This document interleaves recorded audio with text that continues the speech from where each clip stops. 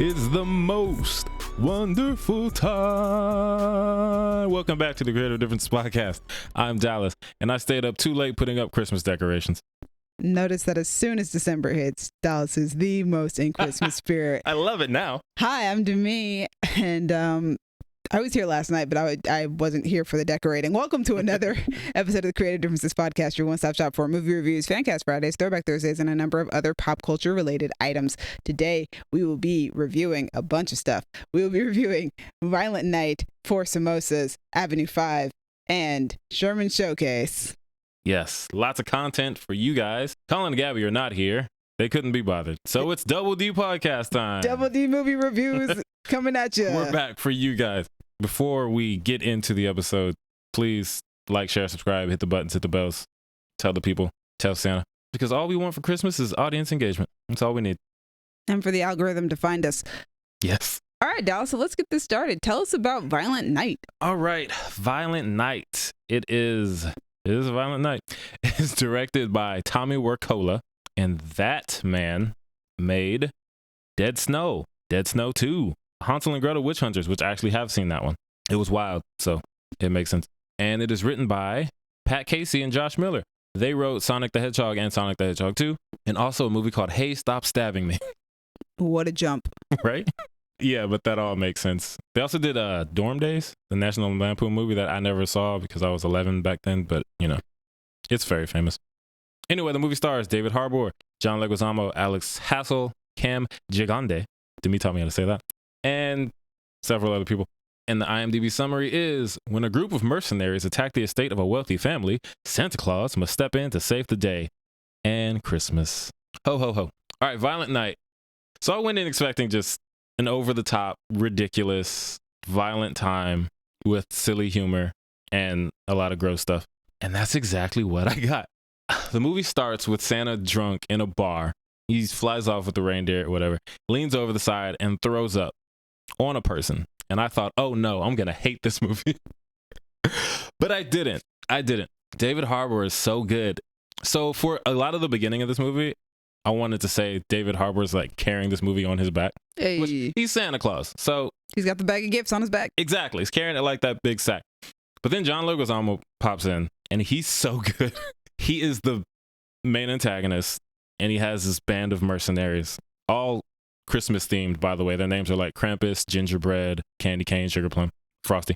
It's so ridiculous, but you know John Leguizamo. He can do it. I mean, we just ridiculous. saw the menu, so. Yeah, he can do ridiculous. He can do villainous. He can put them together. This movie is just, it's a fun time. I definitely think, be careful who you take to see. If you have any young kids who are like, oh, Santa, no. It's Violent Night. It's a very aptly named movie. I think we were talking yesterday. Was it you who said you heard it was part Die Hard, part Home Alone? Yes. Or was that? Yeah, it is. Which Home Alone is already kids Die Hard. This is kind of that.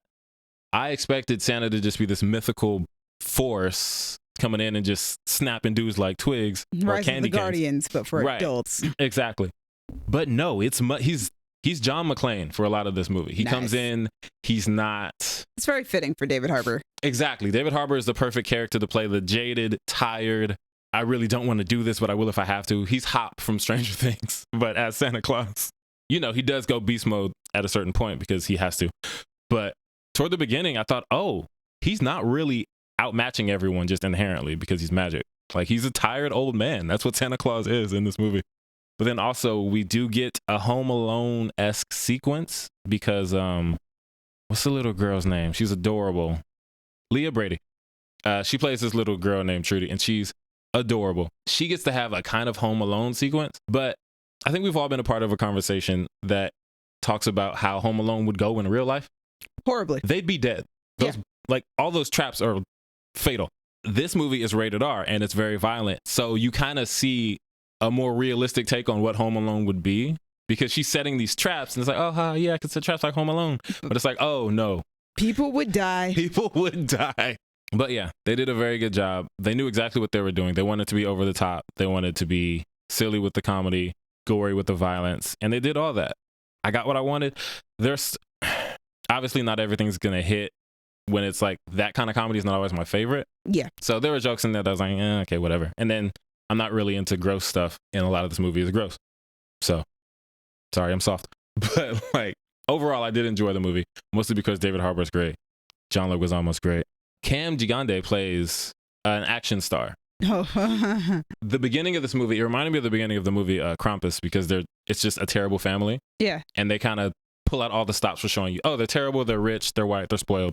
He's talking and he's saying to, I want to say, oh, Fran from Knives Out. She plays his wife. Oh, nice. Yeah. And he's saying like, all I'm saying is if I was on the plane during 9/11, it would have gone down differently. Dear God. And I was thinking, oh my God, he's Mark Wahlberg, because that's a Mark Wahlberg quote.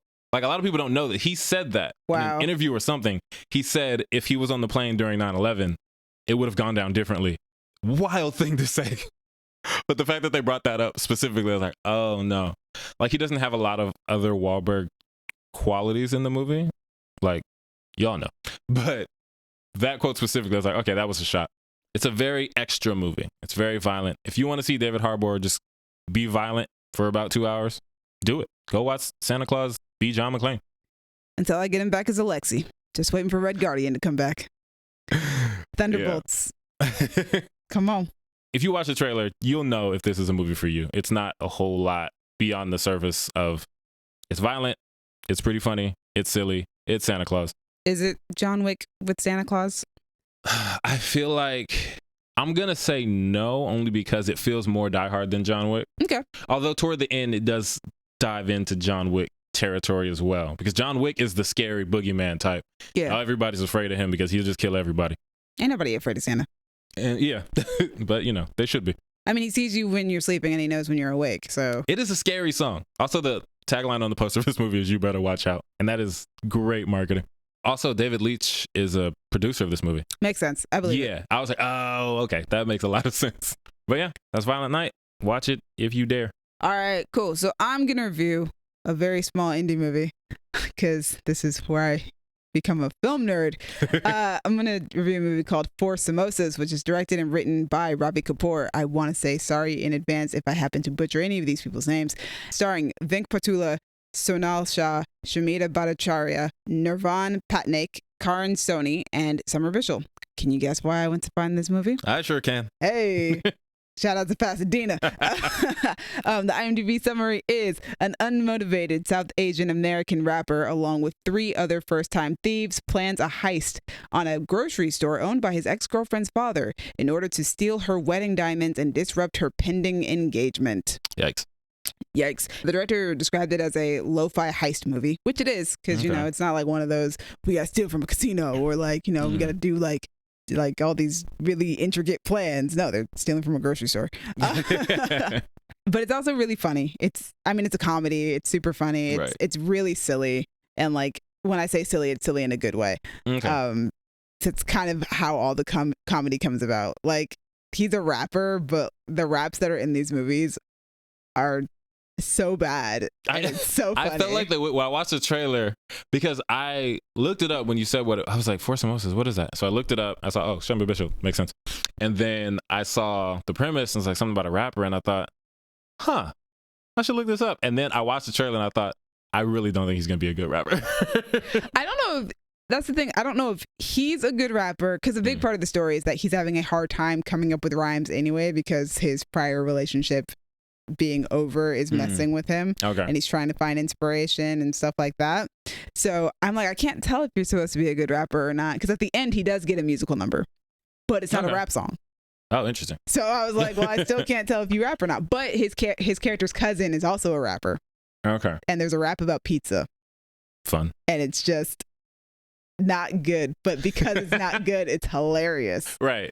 It reminded me of like Clerks a little bit, like kind of the style of film that it is, like low budget, but like these really charming characters who have a lot of fun stuff to do and say. Like, if you like Clerks, I feel like this is the type of movie that you would be into. Okay. I feel like there's a lot more plot in this movie than Clerks. Yeah, Clerks didn't have a lot going on in the plot department. Yeah, Clerks was one of those movies that like I watched and I didn't really understand where the movie was going until we got like 60 minutes in, and I was like, oh, okay. Right. I see now what we're doing.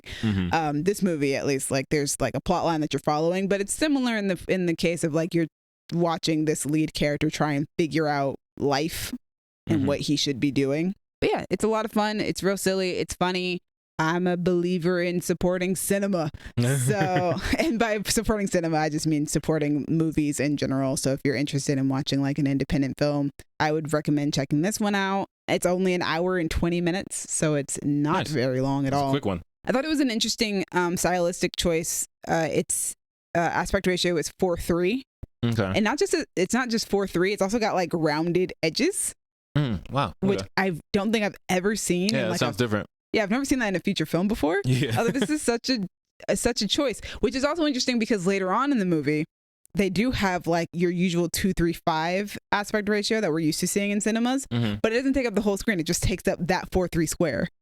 Oh, okay. At the center. Like put it inside. Yeah, they put it inside of it. Interesting. This is very interesting. I think it's got a very interesting look to it, and I think part of that is we're so used to mainstream films and what those look like that we're kind of used to that visual aesthetic. Right. So then when indie films do something that's like completely different, mostly because indie films kind of require a lot more creativity to make up for like lack of budget or whatever. Right. They have to do something different. Yeah, they do something different. Like you just see it's like so many creative things get done in those situations. And this movie has quite a bit of those.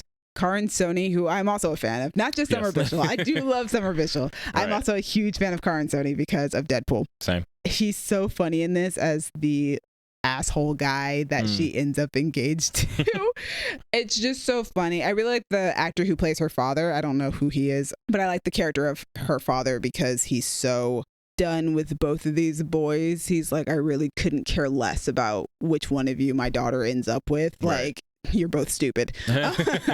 I like the main character a lot as well. I think it's really interesting that he, representation wise, I don't think we get to see a lot of dark skinned Indian people as leads in movies. Yeah, I like that. I saw the trailer and I thought, oh, wow, he is. At first glance, I was like, does that dude black? Like, I knew, given the context, I was like, okay, he's Indian.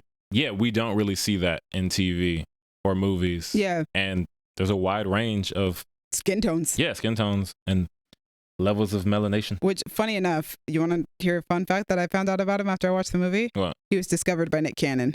Really? He's on Wild 'N Out, apparently. Really? Yeah. I haven't seen Wild 'N Out. So that after I found out he was on Wild 'N Out, I was like, he's got to be able to rap. He's got to. There's no way. Yeah, at least a little bit. Yeah. And then like also I like the other characters who are part of his crew that help him do the heist because I think all of them are very charming in their own ways. Okay.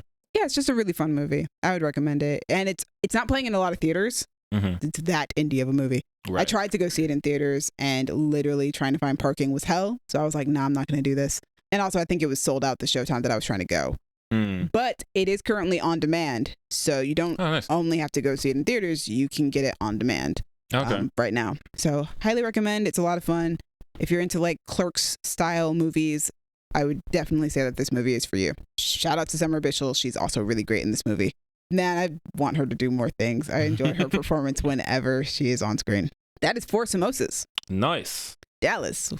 Yes, we're going from indie lo-fi to... Oh, also, so the movie takes place in Artesia, which is in LA, which is also known as Little India. Oh, okay, I didn't know that. Which I did not know. Yeah. So I've heard of Artesia. I didn't know that was Little India. Yeah, I didn't either. Shout out to them. It was funny though because it's only playing in North Hollywood and it's playing in a theater in Cerritos. Okay, wow. And I realized I went to find out where Artesia is. It's where that theater is, and I was like, nice. Oh, this is like a hometown thing. That's perfect. That's cool. Yeah. Okay, but yeah, continue. Next up, what are you doing? Next up, we are going from lo-fi indie to space. Avenue 5. This is season 2. I want to say, yeah, season 2. Created by Armando Iannucci. It's Italian. I think that's how you say it. He made Veep. I haven't seen Veep, but I've heard good things. I know he's working on a show, I think, about making superhero shows, which sounds like my kind of bag. The guy's hilarious. The show stars Hugh Laurie, Josh Gad, Zach Woods, Susie Nakamura, Lenora Cricklow, and a bunch of other people in space. The IMDb summary is the troubled crew of Avenue 5, a space cruise ship filled with spoiled, rich, snotty space tourists, must try to keep everyone calm after the ship gets thrown off course into space and ends up needing 3 years to return to Earth. That is the season 1 synopsis. Season 2 is pretty much that, but it gets worse. Oh no. So the whole premise of Avenue 5, as I just stated, there's a bunch of rich people on a space cruise ship and everything that can go wrong will go wrong. The course gets knocked off. The trip was supposed to be 8 weeks. Now it's a few years. Something else happens. Now we're headed toward the sun. We find a space station. We think maybe they can help us. Oh, what? No, it's a prison. These are all violent criminals. Maybe we shouldn't stop here. So much of the show is just how bad can this situation get? How unqualified are these people to handle these situations? But Hugh Laurie is so good. He has that dry English wit, you know. This show, I think, is the reason why I cast him to be Alfred when we're doing Fancast. Because he's just, the show is just, it's one of those shows where everyone is just snarky with each other. Josh Gad, I've never seen him play a character like this. You think of Josh Gad, you might think of Frozen. He's family friendly. He's Olaf. Maybe Murder on the Orient, if that's what you're into. But this character, he plays Herman Judge. He's the billionaire type, but not like... Interesting. He's not like Edward Norton in Glass Onion, like pseudo-intelligent, but really he's not Musk. No, he's just a full-on idiot with a lot of money. And he's so good at it. Like the ideas that these people throw out there are so ridiculous. It's really the dialogue in the show that does it for me, because the stories are funny. The situations are honestly ridiculous. Like Kayla stopped watching the show because she was just like, I can't take it it just gets worse and worse. Like every time you think something's happening, it just develops into a worse situation. She was like, it's too ridiculous. I got to get out of here. Right. And Colin was watching it, but as you guys know, Colin doesn't follow through on shows. So he watched season 1, liked it, and season 2 came out, and he was like, oh, it's not Avenue 5. And then he never watched it because that's Colin. Just like the writing on the show is my favorite thing about it. Like the way that they describe someone said, these people scare me. It's like a nest of vipers developed a sense of entitlement. Jesus. And I was like, yeah, it is. Ryan, who was played by Hugh Laurie, he's talking to Rav, another one of the people who's like in charge kind of. And she says, I hate to be the bearer of bad news. And he says, and I hate hearing it. I feel like there's a solution in there somewhere. And then she just gives him the news anyway. And he's like, see, this is why people should never, ever talk.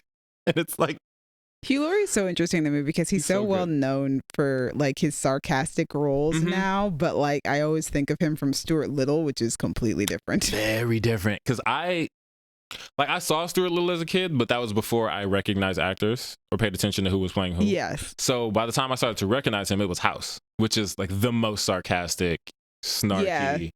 Like, okay, yeah, you're just mean and sarcastic to everybody. Also, weird theory that I came up with in elementary school. Stuart Little 2 and Hercules are the same movie. Continue. I don't think I've seen Stuart Little 2, but I'm very curious to see where you're going with that theory.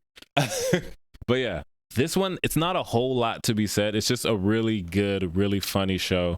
If you are into just the witty, sarcastic type of TV shows, like very dialogue heavy, I think you'll like it. It is very ridiculous. So be ready for that. Brace yourself. It's ridiculous, mostly because of Josh Gad and Zach Woods. Great show. I look forward to seeing if they do another season, how much worse things can get for them. I like it. Very funny.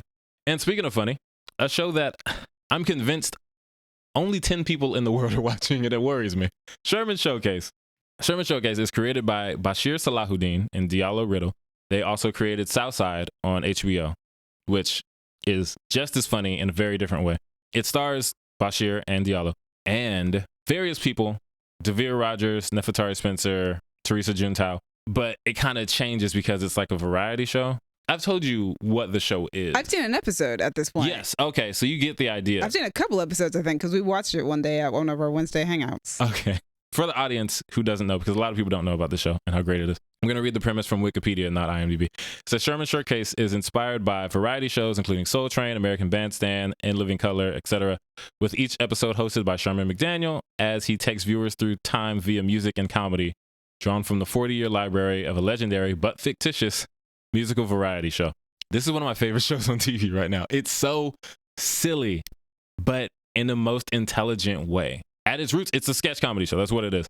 But it's a variety show. So the way it was pitched to me, shout out to Daniel if you're listening. He put me onto the show. Hey. He said that episode of Atlanta where they made a TV network and they did all those commercials. Band. Yes, but that's the whole show. And I said, I'm in. So they do all the fake commercials. They do different types of... Drop it low. Drop it low for Jesus. The music on this show. I want to shout out to Fonte Coleman. He is a rapper. He's like one of the best rappers out there. He's part of the group Little Brother, and he works on a lot of the music. So he is to credit for a lot of the great music, because not only are these songs funny, but they are perfect at recreating the sound of so many different genres: R&B, funk, 90s hip hop, gospel. I love when shows and movies do that, because like, I don't know if you've ever seen Beyond the Lights. It doesn't feel like it would be a movie that you've seen, but you like black people. Maybe you should watch it. But in the movie, they've got like 2 songs that are meant to sound like, you know, what popular mainstream R&B, hip hop, pop music would sound like. And like, you're supposed to be like, oh wow, that's so objectifying and misogynistic. But yo, they bang, okay? Right. Like, they're good at making the song. Yeah, the music on the show is one of the highlights for me. Bashir Salahuddin is one of the funniest people on TV right now, because the way he plays Sherman is the host of the show.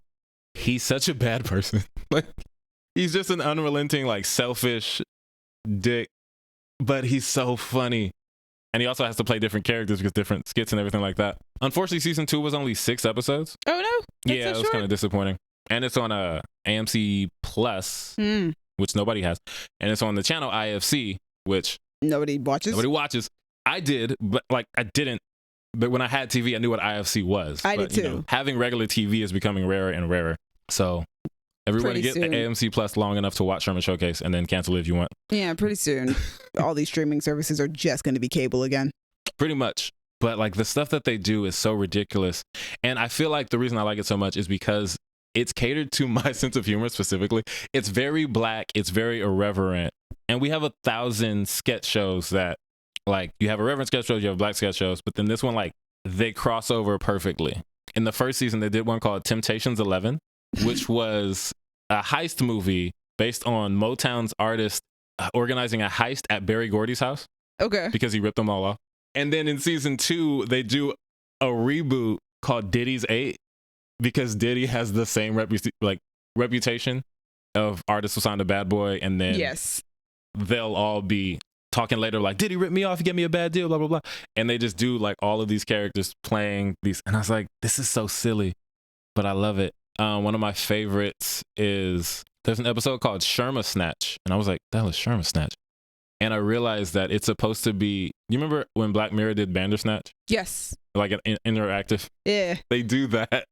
So like, between the segments, there will be a cursor on the screen, and then you have like an option on the left or right, and it'll just click one. But they do it in such a funny way. Like, Sherman will be introing the show, and then it'll say like long intro or short intro. And Sherman's like, all right, let's get right to the show. And then the person clicks long intro. He's like, but first, let me detail the plot of the movie Mulholland Drive. David Lynch. And it's like, what? And then it's one, he's like, my next musical guest, and the options are Beyonce or rapping dinosaur. And it says, my next musical guest got her start in Destiny's Child and became one of the biggest, and they click rapping dinosaur, and he just cuts to a different thing entirely. I was like, this is so stupid. But like, of course you don't have Beyonce. No. But they do have really great guest stars. And that makes me think like, okay, you guys know that this show is great, because how did y'all even find out about it? But like John Legend, Common, sometimes they'll play themselves, and sometimes they'll play just other, like Issa Rae is in the first episode of this season. Nice. Playing the model Iman. And it's like a fashion episode. And he's like, Iman, and Issa Rae walks out doing an accent. Oh God. But that it's sounds like, amazing. I don't know if it's supposed to be, like, I don't know if in the show it's actually supposed to be Issa Rae pretending to be Iman, because at one point she just like, nigga, don't play with me, and she says it in a regular voice. And that's what I mean by this show is so stupid, but intelligently stupid. Like, they do all the silly things in a way that is very intentional. I love it. I hope it never ends. I will tell everybody about it. Yeah, Sherman Showcase. Please watch it. It is time for the news. Yeah, usually we do what you've been watching, but there's so many trailers. Too many things. No, there's too many things. We're going to trailers, guys. Trailer tracking. We are tracking so many. You want to know a fun fact about these 10 trailers? What's that? Only one of them does not have a star from the MCU in it. Really? Yep. Every single one has at least one person who has been in an MCU movie in the trailer. Wait, so an MCU movie or an MCU show? Well, we had 10. Yes. So for each one, I'll tell you who it is. But let's start with our first trailer, which is an MCU movie. Right, so we got that. Which is Guardians of the Galaxy Volume 3. Yep. I'm excited. I'm going to say the same thing I said with Ant-Man 3, is that it has the potential to be one of my favorite trilogies, because I love the first two. And I have no reason to think James Gunn is going to disappoint me because he doesn't do that. So yeah, I'm hyped. Definitely ready to see Adam Warlock. Oh, I've been ready to see Adam Warlock since before Infinity War. I think even before Guardians of the Galaxy 2, I was super excited about the idea of Adam Warlock finally showing up because I thought he would show up for Infinity War because he plays such an important role in the Infinity Gauntlet and Infinity War comics, to the point where I was very upset when I found out he wasn't going to be in Infinity War or Endgame, because I was like, what's the point of bringing him into this universe if he's not going to be associated with this at all? Right. I thought that was the whole point of that. But I'm happy for Will Poulter. I love Will Poulter. Good actor. Very funny dude. I don't know if he's going to be funny this time. But it is Guardians. It's James Gunn, so yeah, probably work some comedy. Although I will say this trailer is a lot darker and sadder than I anticipated it being, because it is a Guardians movie. I figured they would start off the teasers at least a little funnier. Yeah. But nope, James Gunn did say that this movie was going to be about the saddest creature in the universe. And that saddest creature in the universe is Rocket Raccoon. Okay, I figured, given what they do with some of the shots and the lines. A lot of people think that Rocket's going to die, which worries me. I can see why. Yeah, like when I first saw it, I was like, yeah, cool trailer. And then people started saying that, and I thought, oh, wait, what? But I haven't rewatched it until just now. And that line is pretty... And I was like, oh, no, this does sound like a I'm dying line. But also, I feel like James Gunn has said that this is the last Guardians movie that he's making. And he was saying this even before, he got fired and rehired, that this would be the last of this Guardian team. So even before he became part of the DC framework, this was always going to be the end of this Guardian team. So it does feel like somebody might die, but I don't know if that's just the modern age of movies where we always feel like somebody has to die. I think James Gunn has even made a comment about that, where not necessarily that it doesn't necessarily mean that people have to die. So it is kind of a toss-up. Maybe he does die, maybe somebody does die, maybe somebody doesn't. Regardless, it is the end of this Guardian team, and I feel like you can feel it in this trailer that this is the end of this story. Yeah, it definitely feels like the end, which 3 is good, man. Give me a trilogy, knock it out of the park. I do like that they have their outfits, like the blue ones from the comics. Those look really cool. This is the coolest I think Gamora has ever looked, in my opinion, which is crazy because Gamora always looks really, really cool. She does. But this is the coolest that she has ever looked. I'm very excited to have Gamora back. At least one of the OG female superheroes in the MCU gets to come back. Well, after being thrown off a friggin' cliff. Oh boy. But yeah, so Guardians of the Galaxy. There's that MCU, first one. Okay, yeah. Next up, we have Indiana Jones and the Dial of Destiny. That's actually the most exciting trailer to me that came out of the Brazil Comic-Con, which is where most of these trailers came from. Right, yeah. I was telling you, I am a huge Indiana Jones fan, but I never really think about it until Indiana Jones is right in front of me. Right. Also, as for cast members of the MCU, Harrison Ford just got cast as Thunderbolt Ross. He did. Also, Mads Mikkelsen is also in this movie. I thought I saw him. As the villain. Playing a Nazi. I love Indiana Jones. I think they're such great adventure movies. I am probably in the very small minority of people who don't think that Crystal Skull is terrible. Okay. Which is funny because I did. I used to think that Crystal Skull was terrible, and then I watched it during the quarantine, and I was like, you know what? It's not like the worst movie I've ever seen. It's just not great. It's pretty average for a movie, and it's even more average for an Indiana Jones movie. But it's fine. This did feel, for me, a lot like the original feeling of Indiana Jones movies, like the OG 3. Which is good. I feel like we want. There might be a little bit of Crystal Skull in there, but that's only because a lot of people are suspecting that there is time travel in this movie. Okay. Which I don't want to speculate that there is, because I'm not sure how I feel about the idea of there being time travel in an Indiana Jones movie. Right. I don't know if I want to go quite that route with these films. Yeah. A lot of people are suspecting that there is. I'm not going to do that. I don't like getting into fan theories like that, because I feel like a lot of people get too into the fan theories and then it affects their opinions of the movie when it finally does come out, because it's not what you wanted or what you thought it was going to be. If it is time travel, interesting. I'm sure James Mangold, who is the director, will handle it very well. He's a fantastic director. He's very good. The man gave us Logan. I'm super stoked about that. Also, there are people who are saying that I think a majority of this movie is supposed to take place in 1969. It's supposed to be about... They've said it's about Indiana Jones fighting ex-Nazis who are involved in the space race. Okay. Which means that this takes place in the late 1960s. Right. Yeah. Indiana Jones should be old in the late 60s. the first movie takes place in 1936. So okay, yeah, that would 30 years later. Yeah, that man should be old. Also, I'm very excited to see Phoebe Waller-Bridge. Funny enough, it is a reunion of Han Solo and L3, but it's by different actors. Oh yeah, that's true. That's because funny. Harrison Ford wasn't that Han Solo. That was Alden Ehrenreich. I always forget that she's L3. What's next up on the list? Next is Super Mario Brothers. Super Mario Brothers again. Chris Pratt. Yeah. There you go. MCU. I'm way more excited for this movie than I expected to be. Like once that first, I guess, teaser, trailer, whatever it was, came out, I was like, oh, this looks great. And it still does. And they're just throwing so much at us. And now we actually get to see and hear Peach. Luigi says more than just like, ah. So we get to hear great. more of Mario, which that's true. I will say, if you go back to when we were first talking about the teaser trailer, I talked a lot about the disappointment that there was for Chris Pratt's take on Mario. Mm-hmm. This sounds a lot better than, I mean, yeah, it sounds better than the first one word that he says in the teaser. You know, you get more of a sense of the voice that he's going for. It sounds a lot less like he's just sounding like Chris Pratt and more like he's actually putting an effect on his voice. Right. Mostly sounding like he's from Brooklyn, which makes sense. Mm-hmm. I think he'll do a good job. I feel like my excitement for this movie is somehow still the same as it was before. I don't know if I was like excited about there being a Super Mario movie, but I do think it's one of those things where it's like, yeah, I'll see it because, you know, Super Mario movie, fine. Sounds like it'll be a fun time. But now I've seen the trailer and I'm like, no, but this actually looks like it'll be a good movie. Right. And not just fun. Yeah, it does. And I'm very excited for that.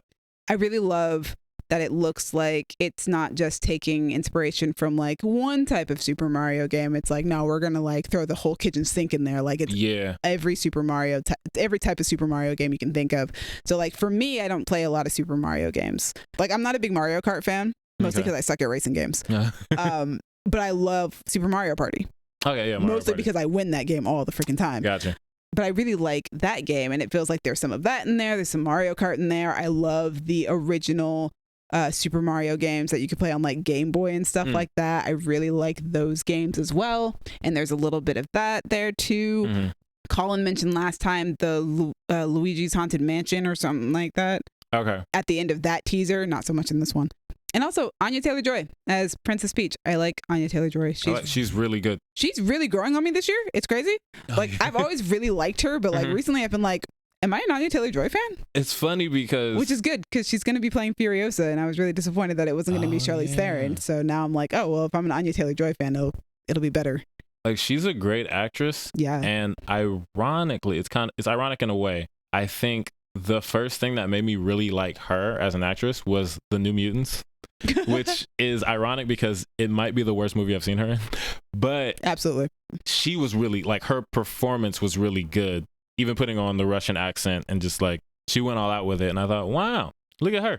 And since then I saw her in Last Night in Soho and The Menu. And now she's doing this voice work. Yeah, for me this year, it was The Northman, The Menu, Amsterdam. Oh, right. She was in all those. She was. Yeah, she's doing her thing. What was the first? Oh, I think for me, the first thing I ever saw her in was Split.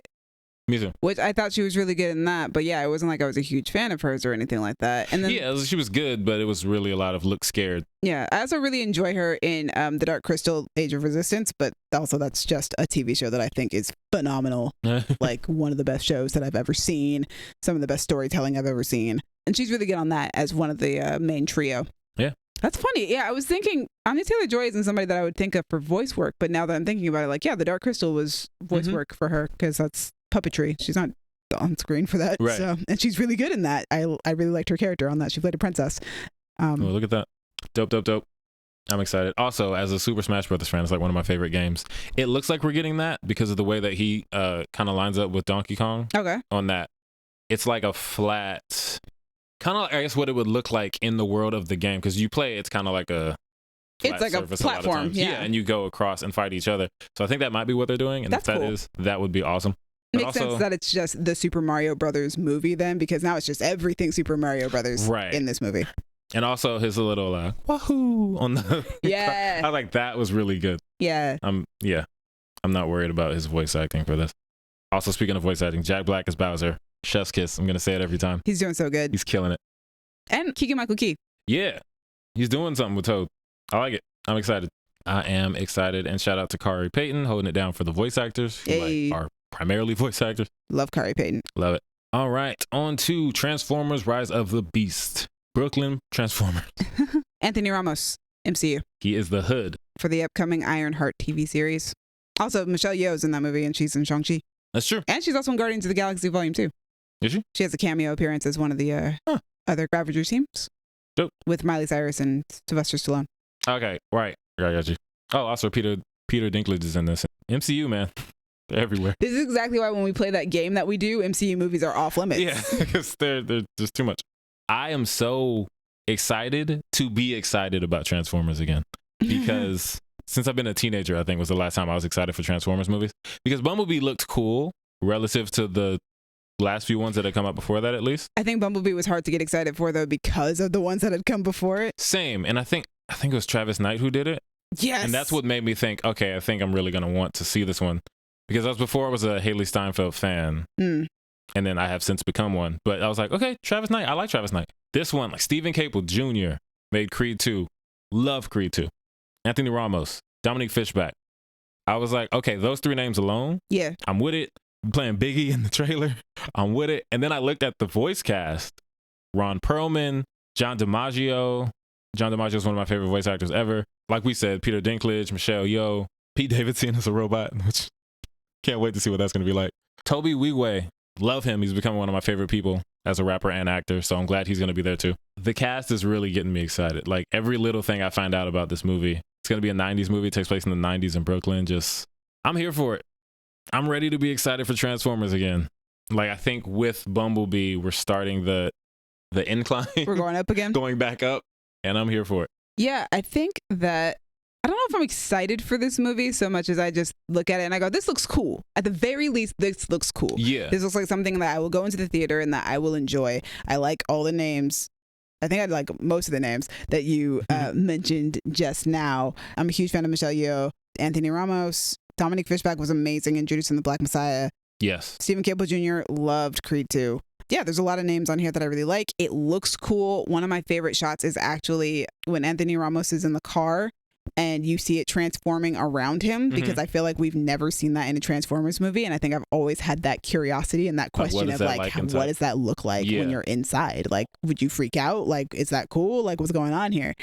Yeah, it looks cool. It looks like it'll just be a fun story. It looks like it'll be inoffensive, unlike some of the earlier Transformers movies. Yeah, I don't think Stephen Cable's going to give us the nigga bots that Michael Bay gave us in the second movie. Man, I really want to follow that Bumblebee story. I really loved Bumblebee, that movie, and I would have loved to have continued following that story along. But this looks like it'll be a lot of fun. Yeah. I don't know enough about Transformers to really be like, yeah, all these things. Yeah, I don't. You know, I liked the 2007 Transformers movie. That's where my knowledge for Transformers started. I liked the second one when it came out. I don't know what I feel about it now. And I like Bumblebee. So with the exception of The Last Night, which I think was the one like 5 years ago, I liked all of the movies that I saw when they came out. The 07 one came out. I loved it. It's still fire. Oh, yeah, that movie The second one came out. I really liked it. Since then, I've gone back to watch it. No. The third one, I liked that one when it came out too. And I won't go back to it because of how the second one was when I went back to that. Yeah, I feel like I probably would not like the second and third one as much as I did when I first saw them. Yeah. I feel like the first one is the only one that stands up. And even that one kind of has a couple of moments that it's just like, ooh, okay. Yeah, it has moments I'm like, oh. But it's like, as a movie, Megan Fox leaning over that car probably shouldn't have been a thing. No comment. We were 14, 15 when that movie first came out. Yes, turning 15. It came out in July. I already said our MCU cast members. So next up on our list. Next up on the list is Cocaine Bear. Alden Ehrenreich is going to be in Ironheart. Oh, dope. Yes. Man, Cocaine Bear. What a premise. Yeah, I was going to say the exact same words. What a premise. What a premise. What a premise. What a cast. What a trailer. I don't know, man. I heard about this movie and I thought that sounds like a joke. Like it sounds like something that'll be on like Sherman Showcase, a fake movie that you make up. But no, it's a real movie with a real director. Lord and Miller are producing it. What? They're like the top listed producers on it. Great cast, surprisingly good cast. Oh, snap. That was Jesse Tyler Ferguson. Yeah. That's crazy. I didn't even recognize him. Kerry Russell, O'Shea Jackson Jr., Alden Ehrenreich, Isaiah Whitlock Jr., Ray Liotta in one of his last performances was for Cocaine Bear. I know. I was looking at the trailer and was like, this is one of the final performances of Ray Liotta. And it actually, like, the funny thing is, like, it looks stupid, but I think it's going to be good because, like, the fact that they got all these people, the trailer actually do really like the use of that song, I think White Lions, whatever it's called. Like, get higher, baby, while the bear's climbing up a tree on cocaine. Scott Seiss, shout out to him. He's the angry retail guy on Instagram. You ever seen those videos? One of my favorite things. It's just so much. Yeah, I don't know how to feel about this movie. I like that this movie exists. I will say that because this is one of those. Yeah, this is one of those, like, this is such an original concept that we don't really get to see a lot anymore, or at least we don't get to see it advertised as much anymore. Yeah. We get a lot of original content. It's just not really marketed as heavily as mainstream blockbusters and stuff like that. Man, it just looks like a wild time. It kind of reminds me of, I don't know why, Eight-Legged Freaks is the movie that's coming to mind. I could see that. Which is a movie that I've never seen, but I remember the marketing for it as a kid. And it just reminds me of that. It has that vibe. That feeling of watching those movies. Because it's not like it doesn't feel like a Jaws type of movie or like a Jurassic Park type of movie where you're running away from like this creature that's trying to kill you. Like, you are, but there's something sillier about it and more ridiculous. Yeah. Which is really interesting and fun. I'm curious as to what the tone of the film will be. I like Elizabeth Banks. I loved her Charlie's Angels movie. I don't care what anybody says. Love that movie. It's great, and more people should have saw it so I could get a sequel from her. But yeah, I'm so curious and fascinated.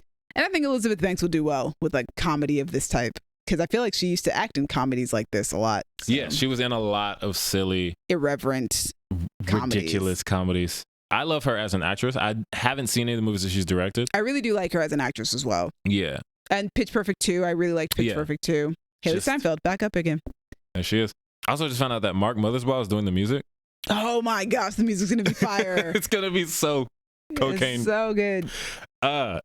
Yeah, I'm actually going to have to see this one. It's a wild time. On to something else that's also wild and violent. Gen V. This is the only one that does not have an MCU actor in it. Okay, this one. But it's a superhero show. Yeah, that's funny. The superhero show doesn't have MCU actor. At least none that I know of. I don't. So I'm excited because of what it's based around. Yeah, it's The Boys. I like The Boys. The Boys is, I think, one of the best shows on right now. We've talked about it a lot, how much we like The Boys. We have talked about it a lot. The trailer is, hey, it's a lot going on. Oh my gosh. It is. It's definitely a teaser. It's like, here's all the wild stuff that is probably going to happen on this show with some cameos from people who are on The Boys. Yes. And Clancy Brown. Yes. And Sean Patrick Thomas. I'm excited for a couple of the casting choices because I am a fan of Jazz Sinclair and Chance Perdomo because both of them were on Chilling Adventures of Sabrina. Okay. Jazz Sinclair is the main black girl who pops up a lot during this trailer. I think she's basically the main character. I think she is. Yeah. And then Chance Perdomo is the black guy who's in the trailer. Nice. I really like both of them. So when they both got cast, I was very excited about them being a part of the show. I am excited at the idea of what college is like for aspiring soups. Right. Like, what is that? There was murderer written across one of the classroom doors, I think. Or dorm room doors. Who knows? Makes sense given the universe that we're in. Exactly. People be killing. There's puppets in there. I want to know what the puppets are all about because that's a superhero thing. That's a power thing. Okay. And I am curious. Somebody did some weird, like, did something come out of their body? It was like a bloody, like... Oh, when she shot that thing out? Yeah. Yeah, I don't know what that's about. I don't know what that is. I don't know how much I'm going to be able to tolerate that, but, I will try for The Boys if I really like this show. We'll see. Also, I like the premise that they're giving us. I'm going to give it a shot. You will hear from us. You will definitely hear from us about it. We will be talking about this show for sure. And moving on to something much more somber. The Last of Us. The Last of Us has Pedro Pascal. Who's the... Oh, I had one for this. What was it? Oh, Ashley Johnson. Oh, is she that waitress? She's in the Avengers. Also, Ghost Rider. Yeah. He's on Agents of S.H.I.E.L.D. as Ghost Rider, Gabriel Luna, but he's not in the trailer. He is not in the trailer. He's not in the trailer. This is based solely on the one shot of Ashley Johnson. Got you. Which I will talk about later. But yes, The Last of Us, which is a game that neither of us have played. I have only watched the cutscenes from the first game and part of the second game. Right. Show looks good though. It does. We're in an interesting time where video games are essentially movies based on all the story and the fact that you can sit on YouTube and just watch cutscenes, and that is a story in itself. A story, like you can just watch the cutscenes. You're not watching people play the game. You're just watching the story of the game, and it's a whole story. Like they put in work into writing these stories and everything like that. I'm not the gamer that I used to be, so games like this I hear are so great. I think I would really like to see that story. I don't really want to play the game, so now I get to do that. If I decide to watch the show, I can just watch the story and not worry about being terrified in my room trying to escape clickers or whatever. Also, when we did the ironic fan cast of just me and you fan casting The Last of Us. Again, not play people who have played this game at all. Didn't play the game. I did cast Gabriel Luna as Tommy. So I'm very happy. You did. Somehow happened. Your fan cast came true. Out of nowhere. Out of nowhere. For somebody who had never, ever seen. It's funny because I cast him, one, because he was so good in Terminator, but also because he's from Austin, Texas, where I think the character's from. Possibly. And maybe they did that too. Found another MCU actor, Graham Greene. Graham Greene. Yes, he's going to be on the Echo TV series. He's also very well known for the Twilight movies. Oh, yeah, I see. Other movies. For me, he's most well known for the Twilight movies. Probably a lot of people. That's what I know him from. So there we go. Bigger MCU. I got it. What I said still applies. I was so excited to see Ashley Johnson in the trailer. Mm-hmm. I didn't realize that was her the first time I watched it, and then I saw social media like talking about it, and I was like, "Oh, that was Ashley." It's a really short shot. Yes. But as somebody who spends a lot of time watching Critical Role, I have become a really big fan of Ashley Johnson's over the past year. Nice. And there is something really cool about the idea of we're going to bring the actress who brought this character to life in the video games. Mm-hmm. And not only did she bring her to life in the video game, she's now going to play her mother on the TV series. So like she has birthed Ellie in 2 different ways. And that's really cool and a really good idea. But yes, I'm just excited that she's going to be on the show. I think she's like supposed to be in 2 episodes. Some Critical Role fans pointed out that there was a point in the season this year where they took about like a 4 or 5 week break to do a mini series that she was not in. And when we came back from that break, she had dark brunette hair, which is different than her usual blonde hair. Okay. But she didn't have it for very long. So people were like, I feel like that was when she was filming The Last of Us. Right. She took like that like miniseries, like gave her a gap to go disappear and go film for like a month and then come back and continue doing Critical Role, which is really cool. But yeah, I'm a huge fan of hers. But I'm also a huge fan of Pedro Pascal. He's the Mandalorian. He kind of still just sounds like the Mandalorian in this show. And also Bella Ramsey, who is fantastic on Game of Thrones. If you have never seen her on Game of Thrones, I would look up some clips because she is somehow one of the most badass characters on that show, and she is a child. I'm really excited to see what they do with those 2 characters. They seem very similar to the ones that are in the video game as I've seen them. I love the moment where Ellie is pretending to be infected and like goofing off. It's so funny to me. Okay, you're playing these games. Which tells me that like there might be a little bit of levity in this TV series that is so that would be nice. Bleak. And then also Storm Reed is also going to be on the show as a character that I think is in a DLC that Colin told me about. I didn't see the cutscenes for that. Okay. But I am curious, especially because Ellie in the games is gay. So we will see what happens with that. We will see. Also, speaking of earlier, the people who brought these characters to life, Troy Baker, who plays Joel, is in the show. He is. They haven't disclosed his role to my knowledge. He is in this trailer too. He's in the trailer? Yeah, he's in the trailer for a very, very short shot. Again, both he and Ashley are both in very, very short shots. Nice. He's in a group of people. A lot of people think that he's going to be a part of a character named David, his gang. Okay. And I think they're a gang of cannibals. Ooh. So. Don't like that. But yeah, I'm always happy to see voice actors get a spotlight in something so large. Yeah. Like something that's going to have so much shine on it. Especially when they originated it.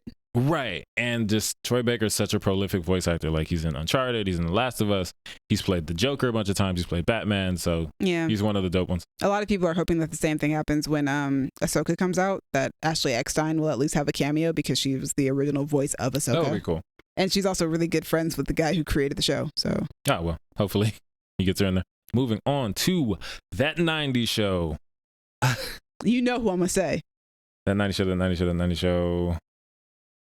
Wait. Kitty Foreman. She's on WandaVision. She is. We just talked about this yesterday. She is on WandaVision. I'm getting it, man.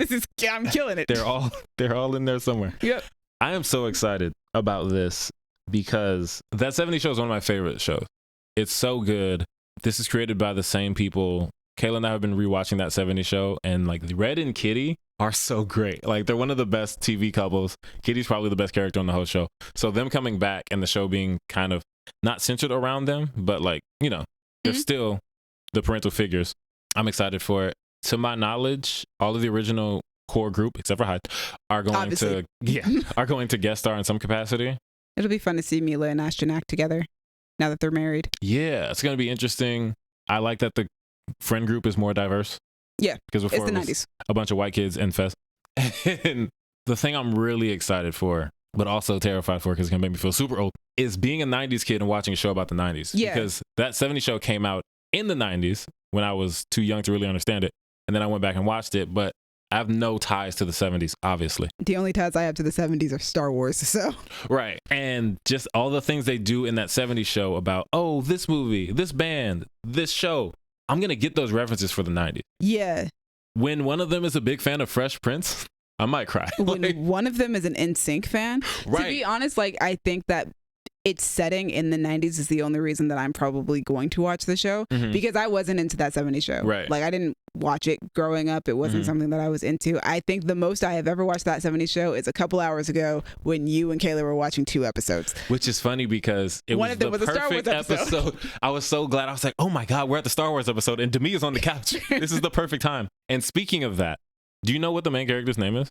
Her name is Leia. Yeah. I do know that, I love that. The main character from that 70s show, his whole thing is that he's a huge Star Wars fan and he always wanted to name his daughter Leia. Yeah. And so now his daughter's name is Leia. I love that. I think it'll be interesting if they ever reach 1999 to the point where Phantom Menace comes out to see how they all feel about the Phantom Menace. I hope they do. Like the way that there are so many shows. But that's got to be the end of the show. Yeah. There are so many shows now that you can never really expect one to just have the full run that a lot of shows used to. You would hope for it, and I'm hoping for this because that 70 show had 8 seasons, 200 episodes, all directed by the same guy, which is crazy to me. Whoa, you're not David tired? Traynor, right? He did everything about the pilot. It ends with New Year's of 1979, which perfect.